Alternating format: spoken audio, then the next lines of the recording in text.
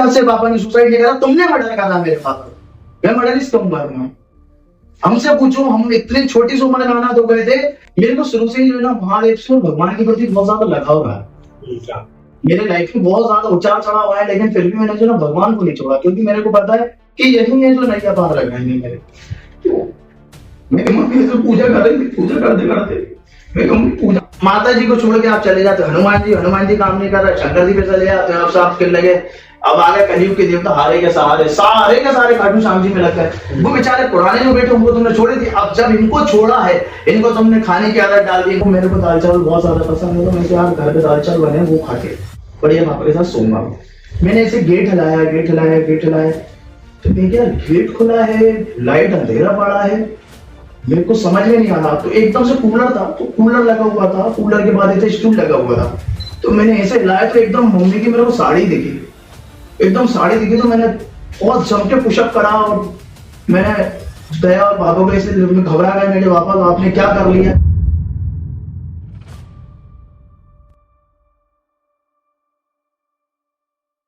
Hello everyone and welcome to another episode of the Awkward and Uneasy Show. I am Ankit Chaudhary, this is Utkarsh Gupta, and we have a very special guest today. And the guest is the one and only Baba ke Deewane Sumit Rathod. कैसे बहुत अच्छा, कैसा लग रहा है आपको यहाँ पे? बहुत अच्छा फील हो रहा है, अपने भाइयों के बीच में बैठ के अच्छे लग रहा है। आपकी जर्नी के बारे में थोड़ा सा बताइए ना हम लोगों को, कैसे आपने स्टार्ट किया, इंस्टाग्राम पे आने के पीछे रीजन क्या था, थोड़ा सा आपकी जर्नी को हम जानना चाहते हैं। यार ऐसा कोई मेन जर्नी नहीं रही मेरी, मीन्स कि मैंने स्टार्टिंग करने से पहले इंस्टाग्राम तो 2-3 साल से चला रहा हूँ, लेकिन फिर भी 2 साल पहले मैंने थोड़ा सा अपने आप को कह सकते हैं कि चेंजेस लाया। चेंजेस इसलिए लाया कि मैंने जैसे इंस्टाग्राम पे देख रहा कि भाई का बहुत ज्यादा कुछ कॉमेडी कर रहा है और परिवार और रिश्तेदार जो है ना भटक रहे हैं, बहन भाई आपसी में बहुत ज्यादा भटक गए। और देखो आज अगर कोई बहन अपने भाई के साथ अगर जाती है तो उसको बहन भाई नहीं समझा था। इसका क्या रीजन रहा है, मतलब कहीं ना कहीं हमारी समाज, हमारे लोग कहीं ना कहीं खो गए हैं। तो मेरे को ऐसा लगा कि यार मेरे को इंस्टाग्राम पे और सोशल मीडिया पे काम करना चाहिए। सोशल मीडिया एक ऐसा पेज है कि आपकी बात बहुत जल्द से जल्द लोगों तक पहुंच सकती है। तो मैंने यहीं से अपनी जर्नी स्टार्ट करी और मैंने मेरे घर में भी बहुत कुछ देखा हुआ है। मेरी खुद की जर्नी बहुत बेकार रही, बहुत स्ट्रगल वाली लाइफ रही हमारी, तो यही सब देखते हुए इंस्टाग्राम पे तो मैं आऊंगा, बट अगर स्पेसिफिकली बात करें तो कौन सा साल की बात होगी? मैं हार्डली अगर देखा जाए तो 2022 से स्टार्ट करा था।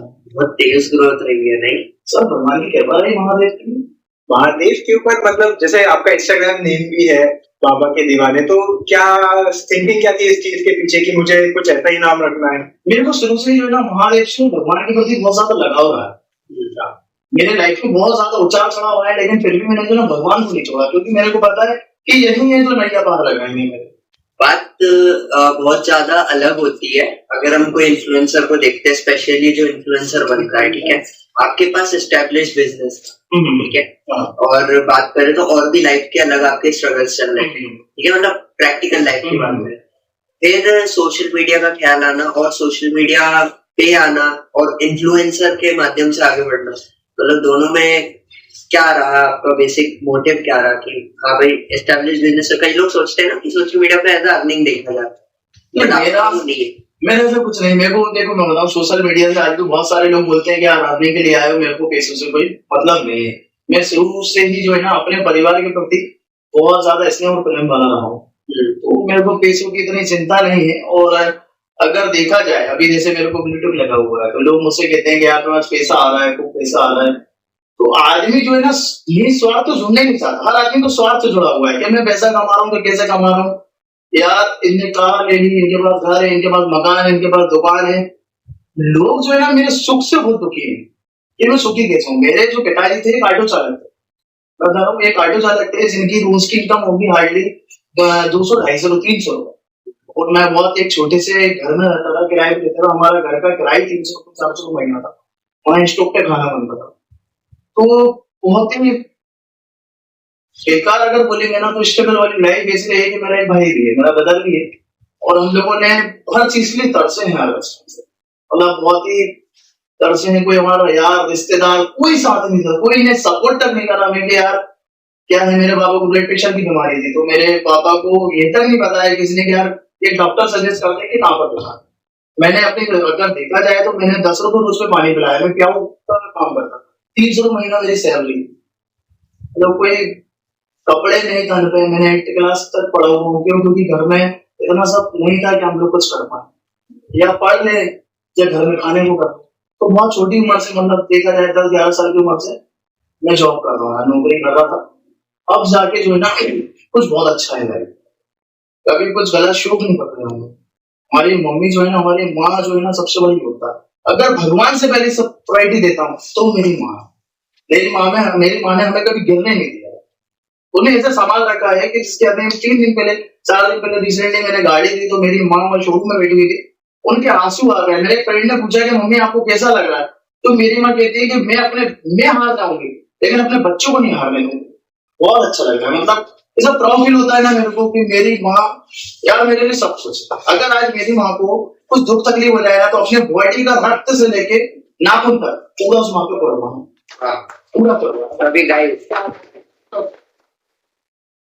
आपकी स्ट्रगल जर्नी के बारे में तो खैर सब लोग अभी जान ही गए हैं, साथ के साथ आपके फादर से रिलेटेड जो चीजें हैं उसके बारे में थोड़ा सा आप कुछ बताना चाहेंगे?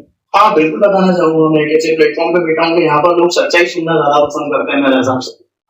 तो मेरा कहना है कि मेरे पिताजी एक ऑटो चालक थे, किराए का ऑटो चलाते थे। पहले हमारा खुद का ऑटो हुआ करता था। मेरे पिताजी जो है परवाह चूक में, हमारे पास घर का मकान था, घर की दुकान थी, आपसी मतभेद, घर का मतभेद। हमारे पापा हमेशा सीधेपन में रहकर उनने हमेशा अपने परिवार के बारे में सोचा। उनने जो भी थी प्रॉपर्टी सब दे दी।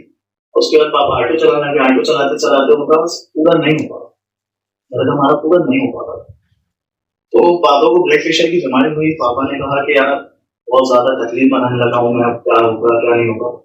हम दोनों भाई पढ़ते थे, पढ़ाई हमने छोड़ी। पढ़ाई छोड़ने के बाद हमारे पिताजी को हमने डॉक्टर दिखाया। डॉक्टर से दिखाया, डॉक्टर जो हमें दिखाना था ब्लड प्रेशर के डॉक्टर, उनको पेन बीमारी ब्लड प्रेशर, लेकिन हम उनको दिमागी डॉक्टर को दिखा रहे थे।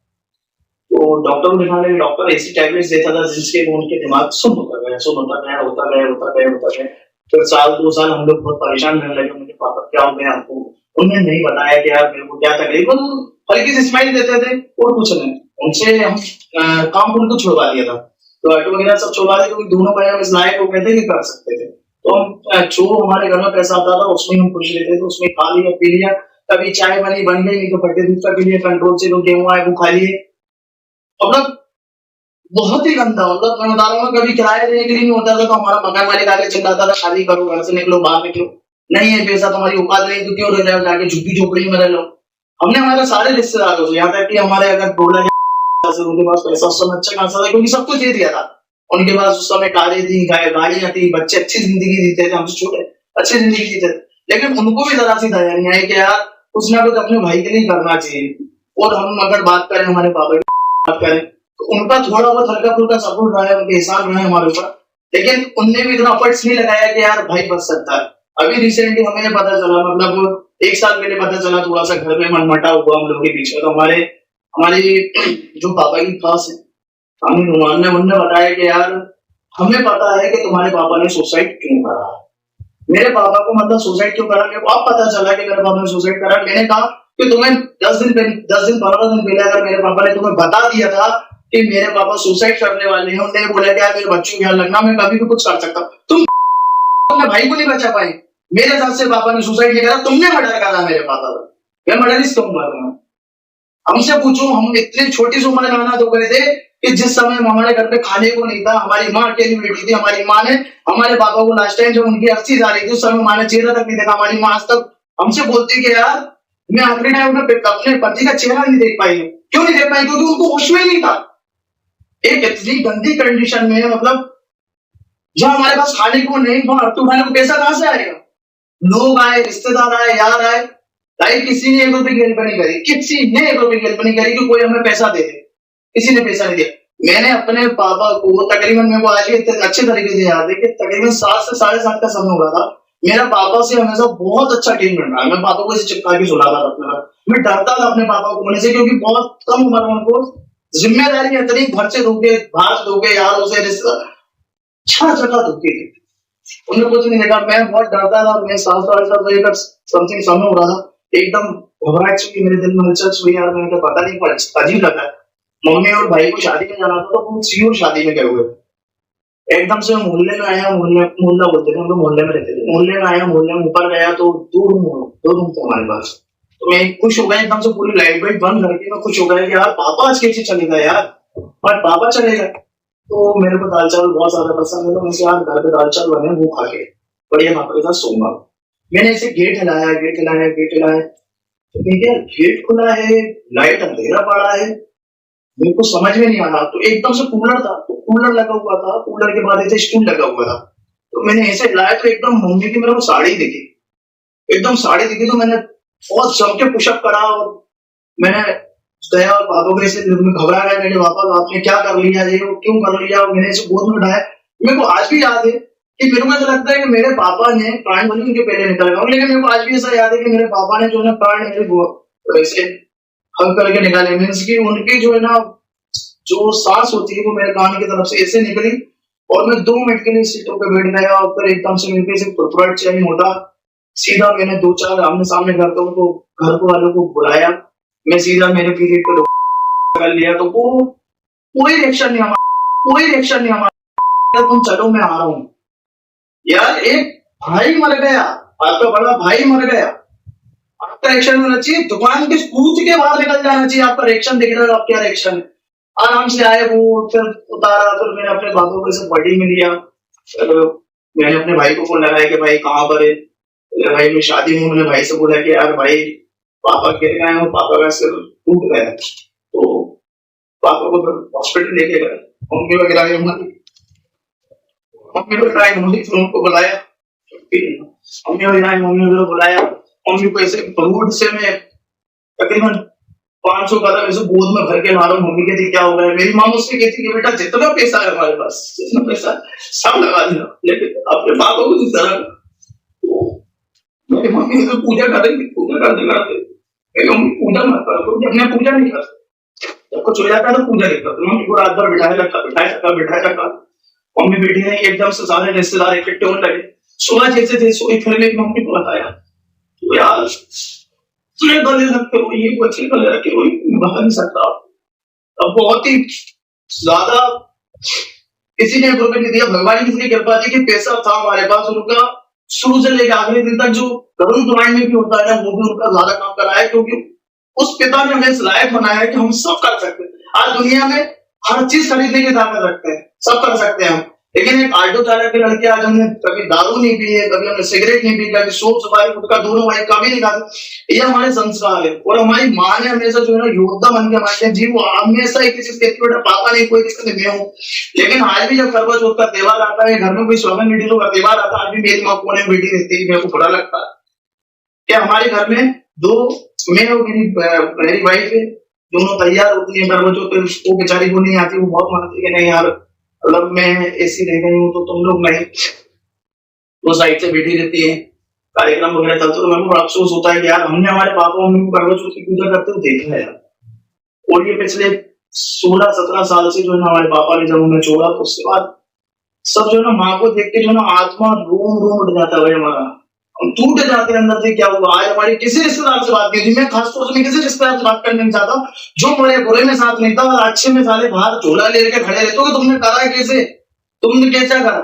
हमारे जब पापा शांत हुए तो लोगों ने हमारे ऊपर इंजाम उठाया कि इनके लड़के सट्टा खेलते हैं, इनके लड़के जुआ बोलते हैं। मेरे पापा का नाम मनीष था, बोले मनीष ने कर्जा करके मारा। हम बोल के थक गए कि किसका कर्जा लिया, कितना लिया, हमें बताओ तो हम तुम्हें कर्जा भी देंगे, सूद सही देंगे। आज भी बता दो कितना कर्जा लिया, किससे लिया। किसी ने एक ढीला नहीं दिया, हमें किसी रिश्तेदार ने एक ढीला नहीं दिया, हम आज भी पूछते हैं। और आज जब अच्छे दिन आए ना तो आप यकीन मानना, सारे रिश्तेदार जो घर पे कभी पसंद नहीं करते थे आना, वो आज घर पर आते हमारे, बैठते हैं, उठते हैं। लेकिन मैं किसी से बात नहीं करता, मैंने अपने पिताजी को खो दिया तुम लोगों के चक्कर में। मैं जीवन भर यही चीज मानूंगा, मेरा लास्ट जब तक मेरे शरीर में प्राण है, मैं यही बोलूंगा कि मेरे पापा को खोने में हमारा हाथ है, आप लोगों का हाथ। आप हमें सजेस्ट कर सकते थे कि डॉक्टर कौन सा अच्छा है। हमारे पापा थी कि तुम्हारे पापा यार कुछ कर लेंगे बेटा, तुम लोग साथ रहो यार, तुम उनको अकेला मत छोड़ना। तो हो सकता था आज मेरे पापा जीवित होते। हम कोई बच्चा नहीं चाहेगा कि उसके माता पिता जो ना सुसाइड करके मरे या अकाल मृत्यु मरे। एंड तक उसके बच्चे जो ना लगे रहते हैं, भले डॉक्टर मना कर देता है लेकिन वो अपनी तरफ से 100% देते कि यार एक चांस अगर होता रहा तो यार हम इसको बचा लेते हैं, एक चांस अगर होता। अभी 3 महीने पहले मेरा डॉग शार्ट हुआ है, डॉक्टर 3 महीने पहले, मतलब उसके लिए हमने इतनी जंग लड़ी यार, लोगों के लिए कुत्ता होगा लेकिन हमारे लिए फैमिली मेंबर है वो। मेरी शादी के कार्ड में जहाँ लिखा था मामा चाचा हल्दी चंदन, वहां मेरी शादी के कार्ड में, मेरे भाई की शादी में जरूर आना, उसमें टफी नाम लिखा, सिर्फ उसी का। लोग उसकी हंसी उड़ा रहे थे, हमारी हंसी उड़ा रहे थे, लेकिन हमारे कहना कि हमारा लगता जिगर था वो, तुम लोग साथ नहीं दोगे, ये साथ देकर उसको इतनी बीमारी हुई ना सबको, जो डॉक्टर ने फाइनली बोला कि यार ये नहीं बच सकता, तो उस समय हमने कहा यार जितना पैसा लग जाए लेकिन इसको सीमित करो, कुछ भी करो, इसको कुछ होना नहीं चाहिए। लेकिन डॉक्टर ने कहा बेटा इस जगह पैसा काम नहीं आएगा। तो जीवन में उस दिन एक चीज और सीखी, यार पैसा ही मैटर नहीं कर रहा था, आपका जो है परिवार है, जितना समय दे सकते हो अपने परिवार के साथ, तो पैसा तो ऐसा है कि सब शमशान के बाद रहना, कुछ नहीं। यही मेरी लाइफ थी।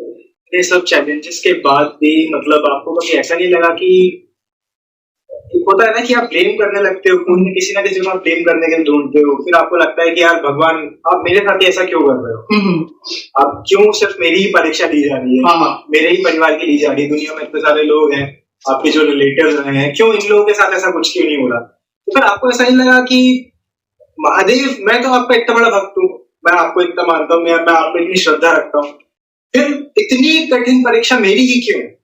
यार मैं बीच में जब ऐसा हुआ था तो मैं बहुत ज्यादा डगमगा रहा था, मैंने कहा यार किसी भगवान की पूजा नहीं करना मेरे को, मैंने घर से मम्मी से बोल दिया था मंदिर सब हटाओ यहाँ से, किसी की पूजा नहीं करना, ये भगवान कुछ नहीं होता, भगवान कुछ नहीं होता, मेरे जीवन में जो है वो आप हो, मेरे को नहीं मानना भगवान को। लेकिन धीरे धीरे परिस्थिति जो है ना कुछ अलग होती रही, मतलब मेरे पापा के जाने के बाद पता नहीं क्यों एकदम से हम लोग इतने ज्यादा दो कंडीशन में थे, पापा जाने के बाद हम ऐसे सीढ़ी बाई सीढ़ी चलते गए, तो मेरे को ऐसा लगा कि नहीं यार कहीं ना कहीं जो है मेरे पिताजी मेरे आज भी साथ है, अकाल मृत्यु मरे अभी तो उनका कुछ हो नहीं सकता, तो मैंने कहा यार कहीं ना कहीं हमारे पापा साथ है, तो मेरे को ऐसा लगता है कि पापा का एक्शन जो है ना हमें डायरेक्शन करता है और हम उस पर चलते जा रहे हैं, ऐसा लगता है। और भगवान के प्रति जो है ना आस्था मेरी बड़ी घटी नहीं है, पहले बीच में बहुत ज्यादा डाउन हो गया था, लेकिन हमने अपने आप को समझता हूँ कि नहीं यार भगवान दुनिया में है, भगवान की बहुत मानता हूँ। कभी फील किया है कि मतलब अभी तो आप रेगुलर पूजा पाठ करते हैं, तो कभी सब फील किया है कि नहीं मेरे को एक प्रेजेंस फील होती है कि हाँ मेरे ऊपर आशीर्वाद है महादेव का। हाँ आप सब भी कर सकते हो, कोई बड़ी बात नहीं है, आप एक एकांत जगह पे बैठ जाओ, वहाँ एकांत जगह बैठ के आप बिल्कुल बोले ओम का उच्चारण करो, महादेव को याद करो, आपके जहाँ आपके खुद ओम करो, जहाँ समझो भगवान आ गए, ठीक है। ये बात मतलब इसको कोई डिनाई कर ही नहीं सकता, आप ऐसे अभी कितने ओम का उच्चारण कर लो, कितने भगवान का नाम ले लो, भगवान नहीं मिलेगी, लेकिन जहां आप एकांत में जाके आपने भगवान शिव को याद करा तो वो स्वयं अपने भक्त से मिलने आते, किसी भी रूप में आएंगे लेकिन वो आएंगे। अभी ऐसा आपने फील किया? कोई ऐसा करता रहता हूँ मैं, जब अपने आप को अकेला महसूस करता हूँ ना तो मैं अक्सर उनको फील करता रहता हूँ मैं, और मेरे को जब मेरे बाबा की नींद लगती है तो मैं तो भाई चिल्ला के बात कर लेता हूँ कि मेरे पिताजी से मेरे को बात करता हूँ, मैं कर लेता हूँ। आपको मैंने हमेशा ना फोटोज वीडियोस जितना मैंने आपको ऑब्जर्व किया, आप हमेशा त्रिपुर लगाते हैं। त्रिपुर लगाता हूँ, तो त्रिपुर लगाने का रीजन क्या और उसका महत्व क्या? यार मैं बताऊँ त्रिपुर लगाने का महत्व ये है कि पहली बात तो मैं एक सनातनी हूँ, तो सनातनी हूँ तो मैं वो पूरा कल्चर फॉलो करता हूँ। जैसे फॉर एग्जाम्पल अगर देखा जाए तो मेरी जटा लगी हुई है, समझना मेरी जटा लगी हुई है, मैं बहुत ही ज्यादा अपने आप को मेंटेन करके रखता हूँ, हमेशा हर बात में भगवान को सबसे पहले याद करता हूँ कि मेरे मुख से अगर किसी को दुख हो जाए तो यार मेरे को उसकी सजा मत देना, मैं मेरे अच्छे में भी आप हो, मेरे बुरे में भी आप हो, मेरे को अगर गाली भी करना है या मेरे को कुछ गंदा भी बोलना है तो मेरे लिए शेयरिंग के लिए कुछ नहीं है, मेरे लिए सब प्रथम आप हो, वो आप जानना, मैं आपका बेटा हूँ, आप जानना कि मेरे मुख कुछ भी निकल जाए वो आप भुगतना, मेरे माता पिता का आपको दर्जा दिया वो आप भुगतना। तो मेरे को ऐसा लगता है कि त्रिपुर लगाना जो है ना उसका महत्व क्या है, पहली बात तो जब त्रिपुर लगाया जाता है तो वो 3 फिंगर से लगाया जाता है, 3 फिंगर से लगाने के बाद जब वो त्रिपुर लगाते हैं तो ओम नमः शिवाय का जाप करता हूँ, जाप करते करते लगाता हूँ, सबसे ऊपर वाली लाइन जो रहती है उसमें स्वयं महादेव विराजते हैं, समझना। और त्रिपुर के साथ जो है ना 27 देवों का पास होता है, नेगेटिव चीज मेरे पास नहीं आती कभी, क्योंकि पॉजिटिव विचार वाला व्यक्ति वैसे हूँ, नेगेटिव दूर दूर तक है। और चेहरे की सुंदरता लाख दर्जे बढ़ जाती है लोगों से बात करने की क्षमता आपकी बढ़ जाती है। आपके सामने लोग खड़े होकर अगर नेगेटिव बात कर रहे होंगे तो उनको कुछ शर्म आएगी कि यार नहीं यार, एक ऐसा व्यक्ति अपने सामने खड़ा हुआ है कि जिसके सामने यार ये बातें शोभा नहीं देती, तो वो शर्म के कारण वैसे पानी पानी हो जाता है। मेरे को लगता है कि हर एक सनातनी को जो हिंदू है सही में उसको अपना पूरे सनातन जो संस्कार है उसके साथ रहना चाहिए, उसके विचारों को बात करना चाहिए, क्योंकि हमारा कहीं ना कहीं ना हमें पढ़ाया नहीं गया, हमें कहीं ना कहीं ज्ञान दिया नहीं गया। हमारे स्कूल में कोई ऐसा पार्ट नहीं लगता जिसमें धर्म ज्ञान दिया जाए, हमारे कोई ऐसा पार्ट लगता। हमारे जितने भी ग्रंथ थे उसको एक लाल कपड़े में बांध के उसको ऊपर रख दिया गया है, जिसमें रोज अगरबत्ती लगाने का काम आता है। अगर वो हम तक पहुंच जाता, गुरुकुल की पढ़ाई होती है, हम तक पहुंच जाता, तो आज हो सकता है कि हर एक सनातनी बच्चा जो आजकल अपन बर्थडे के स्टेटस डालते हैं, आज बर्थडे है, मेरे दोस्त का बर्थडे है, या लोग के शहर के अंदर या किसी की मृत्यु हो जाती है, तो आदमी इतना मूर्ख हो गया है कि बिना पढ़े जो है या तो ओम शांति लिख देगा या वो लिख देगा जय श्री राम। फिर मुद्दा देखो तो ये क्या, आप घुसखा रहे, जय श्री राम करने से कुछ नहीं होगा। वो ठीक है, वो हमारे भगवान है, हमारे आराध्य है, वो आप बोलो, लेकिन पहले आप हालत समझो कि अपन बोल कहाँ रहा है, उनको करना क्या। ये जो थर्ड कैटेगरी के लोग होते हैं, थर्ड कैटेगरी लोग होते हैं, ये हर समाज में होते हैं। अपन अगर बात कर ले दोनों समाजों की, अगर बात कर ले अपन, तो दोनों में कहीं ना कहीं एक जो ओपन माइंडेड लोग होते हैं ना, उनको इससे कचरे से मतलब ही नहीं है। जो थर्ड कैटेगरी के एकदम लोग होते हैं ना, वही आपसी में लड़ाई करवाते हैं, और फिर अपनी सबसे बड़ी बात ऊपर बैठे सत्ता में लोग। अगर सत्ता में बैठे लोग, आज मान लो कि अगर अपन गौ माता की बात करें, अगर गौ माता 1 घंटे में राष्ट्र पशु घोषित हो सकती है, गौ माता की बात करें, हिंदू राष्ट्र 1 घंटे में हो सकता है, लेकिन उनको पता है हिंदू मुस्लिम वाला मुद्दा हो, उनको पता है कि अगर ये 3 मुद्दे हम खत्म कर देंगे तो हमारी राजनीति चलेगी कैसे यार, ये कभी खत्म नहीं होगा, ये जीवन में खत्म नहीं हो सकता। इस मुद्दे को मैं थोड़ा सा और जानना चाहूंगा आपसे, आपके थॉट्स। अपन जो है बेसिकली भोपाल से, हाँ, भोपाल की तहजीब रही है शुरू से, या कल्चर कह सकते हैं कि हिंदू और मुस्लिम एकता यहाँ पर दिखाई जाती है। आप बेसिकली कैसा देखते हो भोपाल को, अगर हम इन 2 कम्युनिटीज की बात करें? हम इन 2 कम्युनिटीज की अगर बात करें तो अगर भोपाल में जब विपत्ता आई तो हिंदू और मुस्लिम समाज ने जो है ना डट के काम कर रहा है, डट के काम कर रहा है। आज भी सारे शहरों की अगर बात कर रहे हैं और अगर भोपाल में बात आएगी तो आज भी ये दोनों कम्युनिटी साथ खड़े होकर काम करेंगी। ये जातिवाद भेदभाव जो है ना मौलवियों ने ब्राह्मणों ने करा है, हम लोगों ने करा। आज भी अपन अपना खून निकालेंगे या आपके घर पे अगर जरूरत पड़ जाएगी ना तो हम लोग ही काम आएंगे। इसमें ये नहीं देखेगा ये मुस्लिम है हिंदू लग जाएगा, लेकिन ब्लड ये चीज ध्यान रखिएगा। राइट भाई, राइट, बिल्कुल। और इसी चीज पे मैं बोलना चाहूंगा, हमारी टीम में फारूक भाई है। हाँ जी, फारूक भाई पे एक कैमरा एंगल टर्न कर दो। हाँ जी फारूक भाई, आपने स्ट्रगल देखा अपना, ठीक है, आपने सक्सेस भी देखी, ठीक है, तो उसके बाद क्या आपने सोचा था कि ऑकवर्ड अनईजी शो पे आने के बाद आपको ये सब सवाल का सामना करना पड़ेगा?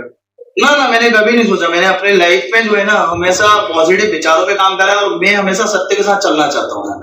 मैं हमेशा सत्य, मेरा कहना है कि मेरी जीवन की जो जर्नी रही है वो कोई फेक जर्नी नहीं है, सब रियल है। आप मुझसे जो पूछोगे मेरे पास अगर आंसर होगा तो उसका जवाब दे दूंगा, नहीं तो आपके हाथ जोड़ लूंगा भाई मेरे पास नहीं। और हमेशा मेरी तहजीब रही है, मेरे संस्कार रहे कि मेरे से बड़ा हो चाहे मेरे छोटा, हमेशा आप करके बाद हमेशा कितनी बड़ी उपाधि पालू मैं, लेकिन जमीन से जुड़ा एक ऑटो चालक का बेटा हूं मैं, तो मैं हमेशा अपने डाउन शोल्डर करके ही बात करता हूँ। आगे सब भाई बेटे कभी देख लो, मेरा हमेशा ऐसे ही रहे। बहुत अच्छी बात है, इम्प्रेसिव सर, थैंक यू। सबसे पहले भाई ताली बजा दो फारूक भाई के लिए। फारूक भाई बहुत काम करते हैं हमारी टीम में। बहुत बढ़िया। तो ऐसा कभी कोई फनी इंसिडेंट हुआ है कि कोई फैन मिलने आया और कुछ तो भी अजीब ही हो गया हो, या किसी फैन ने कुछ मजे ले लिए हो?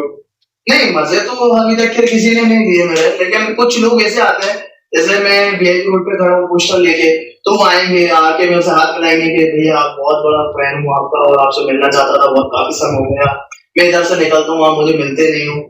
उसकी बात ही खत्म नहीं होती यार। भाई बात ही खत्म नहीं हो रही।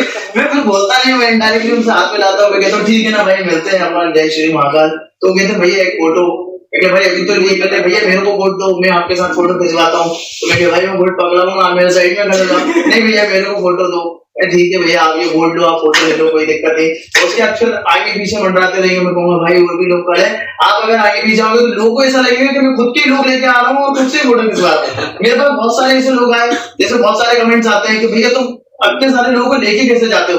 मैं किसी ऐसा नॉनसेंस सवाल कर रहा है यार। मैं कहता हूँ भाई मेरे चाहने वाले खुद से ही आते हैं, उनको ऐसा लगता है मैं बताऊँ मैं थॉट्स लिख के जब खड़ा होता हूँ तो लोग जो मुझसे मिलने आते हैं वो थॉट्स पढ़ते ही नहीं, उनको सिर्फ मेरे साथ फोटो खिंचा रहा है। मैं उनको जो ना बोलता हूँ कि भाई पहले पढ़ो तो लिखा, अरे यार सुमित भाई आपको भरोसा है आपका यार फोटो, अरे तो लिखा क्या है भाई, मैंने लिखा क्या है तो उनको पढ़ाता हूँ मैं। कई जैसे मैं बताऊँ कई मदरसा के बच्चे आते हैं जिनको उर्दू के अलावा शब्द उनको समझ में नहीं आते, तो मैं उनसे कहता हूँ भाई पढ़ो, तो वो कहते हैं भैया आप बता दो यार क्या लिखा है, तो मैं उनको कहता हूँ समझ में आया आपके, तो मुझसे कहते हैं हाँ भैया समझ गया, फोटो खिंचवा दें ठीक है यार। बहुत ही मजा आता है। मतलब मेरे को ऐसा लगता है कि मैंने इंस्टाग्राम पे जो है ना 3 लाख के फॉलोवर नहीं है, मैं उनके साथ ऐसे ट्रीट करता हूँ कि मेरी फैमिली है यार। कई लोगों के मैसेज आते हैं कि भैया मेरे को पैसों की नीड से, कोई कहता है एक बंदे का मेरे पास मैसेज आया कि मेरे को 15 लाख चाहिए, तो मैंने कहा भाई इतना बड़ा पैसे वाला नहीं हूँ, तो मुझसे कहता नहीं भैया 15 लाख रुपए मुझे क्यों चाहिए आप पूछो तो मैं क्या तुम ही सब बता दो मेरे को, एक बार भगवान का मंदिर बनवाना है और ऐसा करना है कि भाई अभी इतना पैसा मेरे पास नहीं है और आपकी ये स्वयं इच्छा जो है आप पूरी करो, आपके गांव में चंदा इकट्ठा करके करो, तो मुझसे कहता भाई आप कोई काम के नहीं, मैं भाई थैंक यू। क्या बोलूंगा यार। मैंने बीच में जब वीडियो बनाना शुरू करी थी, मैंने स्टार्टिंग जर्नी में जब मैंने वीडियो बनाना शुरू करी थी तो मेरे को एक अजीब सा सवाल हुआ था कि यार मैं अघोरी वाली वीडियो बनाता हूँ, लोग मुझसे अघोरी कहते हैं तो मैं अघोरी वाली वीडियो बनाता हूँ। तो मैंने भैया बहुत सारा अपना शूट का सामान खरीद लिया कि भैया मेरे को ब्लैक कपड़े चाहिए, ब्लैक काजल चाहिए, कुछ लिप्स अच्छी हो तो लिपस्टिक लगा लो उसके ऊपर, तो आमी से तुम्हारे बन जाओ बांध दो। तो मैं ऐसे जाता था, मैं शूट करता था मनुमेंट टेकरी के साथ, वो रात को जाता था ऐसे मशाले वशाले बनवा लिए, ऐसे बाल खोल लिए, काला टीका लगा लिया, वो मशाल जल रही हो पीछे से आवाज कैसे आवाज आ रही है, ऐसे लेके चल रहा हूँ तो फोटो डालता हूँ, अरे यार बड़ा मजा आ गया। तो लोग कहते थे अरे भैया गोरी लग रहा है वो कई बंदियों के मेरे पास कमेंट आते थे, कई बंदूक कमेंट आते थे कि यार तुम बहुत परेशान है बाबा, आप कुछ कर सकते हो क्या, ऐसा बहुत तांत्रिक। महिलाओं के मेरे पास जो है इंस्टाग्राम कॉलिंग आती थी कि मैं रिसीव नहीं करता, कॉलिंग अभी बहुत आती है रिसीव नहीं करता, लेकिन मैसेज आते हैं कि लोग बोलते हैं कि भैया हमारे पास पैसा नहीं है, हमारा पति हम पे ध्यान नहीं देता, कोई मुझसे कहता है कि भगवान माफ करेंगे बच्चे नहीं हो रहा है हमारे। तो यार मतलब मैंने देखा कि यार लोग बहुत ही अंधविश्वासी हैं यार भाई, मतलब लोगों को समझ भी नहीं है कि अपन किससे क्या बात कर रहा है। वो मुझसे इतनी सारी बात करते थे, मैं उनको गुड सजेशन देता हूँ, उसके बाद में गाली मुझे मिलती है कि हरामी तेरे को पता ही नहीं है। मैं लूटू क्या यार, मुझे लूटने आया हूँ, मेरे को कोई मैं बताऊँ ना, मैं इस लुक के अंदर आदमी को जितना चाहे लूट सकता हूँ, जितना चाहे पैसा कमा सकता हूँ, मेरे को पता है। और मैं आपको मतलब मैं ऐसे आदमी को मैंने लेटा दिया, उसके ऊपर भस्म डाल दी, फिर उसको मार दिया, फिर उसको मैंने एकदम ऐसे करा तो वो जिंदा हो गया। और अल्लाह मैंने इतना कुछ करा, मैंने अभी इंस्टा से सारे वो फोटो हटा दिए। मेरे को सरनी पे मेरे को गिर डाले, मैंने ये सब भी करा, लेकिन एक सरनी है यार, एक सरनी मैंने ये भी करा। फिर मैं थोड़ा सा रीजंस के हिसाब से बनाने लगा, कुछ मेरे को ऐसा लगा कि मैं हिंदू कल्चर को ज्यादा फॉलो करता हूँ और मैं थोड़ा सा कट्टरवादी हूँ, और मेरा कहना है कोई भी समाज हो, कोई पंथ हो, अपने धर्म के प्रति कट्टर होना चाहिए, लेकिन उसको उसमें ये सोचना चाहिए कि सही और गलत क्या होता है। ये नहीं कि आप अपने धर्म का प्रचार करते करते दूसरे धर्म का अनादर करने लगे, वो गलत। आप किसी धर्म में ये नहीं सिखाया जाता कि किसी धर्म में नहीं सिखाया जाता कि दूसरे के धर्म को नहीं चलेगा। हमेशा आपका धर्म सबका धर्म है, ठीक है, आपका भी है, ठीक है, सब एक लेवल में खड़े हो, कोई दिक्कत नहीं। लेकिन हाँ, जब मेरे धर्म की बात आएगी, मेरे साथ कोई घात होगा, जैसे मैं बताऊं, कुछ लोग थे जो मेरे को टारगेट करते थे, मींस की वो हिंदू मुस्लिम की बातें करते थे मुझसे कि अबे तू कहाँ रहता है, कौन है, तू कितना बड़ा वाला हिंदू, और आके मिल ले और ये कर लेंगे वो कर लेंगे। मैं कहता था यार ये तो नाइट बवाल लगे मेरा था, और मैं जब पोस्ट डालूं देव गालियां।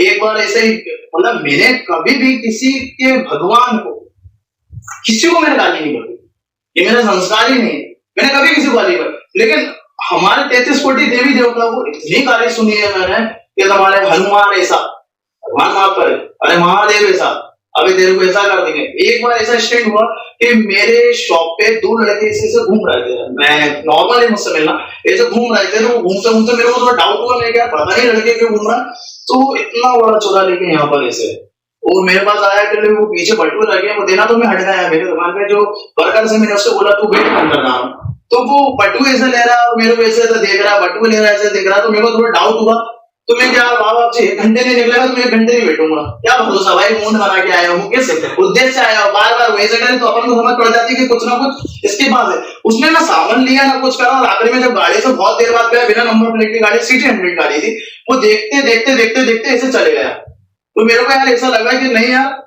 मैं ना अपनी धर्म के लिए खुल के बात भी नहीं कर पा रहा यार, मैं कुछ भी नहीं बोल पाता। मतलब मैं जैसे कोई हमारे भगवान को गाली कर रहे, तो यार मैं इतना कमजोर नहीं हूं कि उसका सामना नहीं कर सकता है, मैं उसका सामना करूंगा, क्योंकि तूने हमारे इष्ट को गलत बोला। तो मैं अगर खुल के बोल दूंगा कि नहीं भाई ऐसा नहीं है, उसके धर्म को भी सर्वप्रथम रखते हुए, अपने धर्म को भी रखते हुए मैं बोल दूंगा, तो लोग मुझसे कहेंगे, अपने वाले तो कोई नहीं आएंगे, लेकिन एक कम्युनिटी आके जो ना मेरे को हमला बोल देगी सीधी कि तू मिल मत जाना, तू इस रास्ते से जाता है ना, तू उस रास्ते से जाता है ना। अरे भैया मेरे को बहुत लोगों ने समझाया कि तू जिस राह पे चल रहा था, मैंने कहा भाई मैंने आज तक बता दो कि इतनी सारी वीडियो में मैंने किसी धर्म को गाली बकी हुई, किसी पंथ को गाली बकी, मैंने किसी को नहीं बकी। जो मेरे लिए बोलते हैं, जो मेरे भगवान के लिए बोलते हैं, सिर्फ उन्हीं का तो सामना कर रहा हूँ। लेकिन आखिरी में मेरे को टूटना पड़ा, मेरे लोगों ने सपोर्ट नहीं करा, लोगों ने बोला कि नहीं ऐसा नहीं होता और वैसा नहीं होता, तो मैं ठीक है भैया मैं कम रहे। जैसे अभी आजकल तो ऑनलाइन बहुत सारी चीजें ऐसी फैली हुई है जिसमें कई सारे बाबा हैं, मैं सहमत तो मैं बहुत सारी चीजों से नहीं होता हूँ, सही और गलत में समझ होना बहुत जरूरी है, भले कोई आपके धर्म का हो ना। तो आपको लगता नहीं है कि इनका कुछ इलाज होना चाहिए कि यार ठीक है तुम अपने लिए अपना पेट भरने के लिए जो कर रहे हो करो, बट इस तरीके से तो मत करो, या इस लेवल पे तो मत करो कि किसी दूसरे को उससे क्षति होने लगे, हार्म होने लगे। यार अपने यहाँ जो ना जागरूकता नहीं है, जागरूकता नहीं है, क्योंकि अपने यहाँ जितने देवता उतने विधान, जितने भगवान उतने विधान, सबके अलग अलग पूजा है, इन सबके अलग अलग पूजा है। आज मैं आपको बहुत सिंपल सी कई लोग मेरे बहुत गाली करने वाले हैं, इस बात से बता दूं आपको, आज लोगों के जो ना भगवान एक नहीं है। जैसे मैं बताऊं, कोई माता जी पूछता है, जैसे मैं बताऊं पहले मैं माता जी पूछता था, फिर मैंने आ गया पिताजी पे, फिर मैं आ गया हनुमान जी पे, फिर मैं आ गया खाटू श्याम जी पे। यार तुम्हारा भगवान ही एक ही नहीं है, तुम्हारा विश्वास कैसे होगा भाई? विश्वास ऐसा कि भाई तुम जिसको सर्वप्रथम पूछते आ रहे हो, जैसे माता जी को पूछते आ रहे हो, तो उनका साथ मत छोड़ो। मेरा कहना माता पिता है, बाकी सब रिश्तेदार है भाई। माता पिता है बोलते हैं, आप दूसरों को माता पिता नहीं बोल सकते, तो माता पिता है बाकी रिश्तेदार। आप पूछो, खाटू श्याम जी पूछो, हनुमान जी महाराज को पूछो, सब पूछो, लेकिन बात किसी एक से शेयर करो। होता क्या है, आपने बोला माता जी से थोड़ा सा अभी आपका समय ही नहीं, आपका वो वहां का समय नहीं, क्योंकि अपने हर चीज लिखित में, मृत्यु से लेके जिस दिन जन्म होता है उस दिन आपकी मृत्यु निश्चित हो जाती है कि आपकी मृत्यु कब होना है, तो अपने हर चीज वर्णन लिखी हुई है।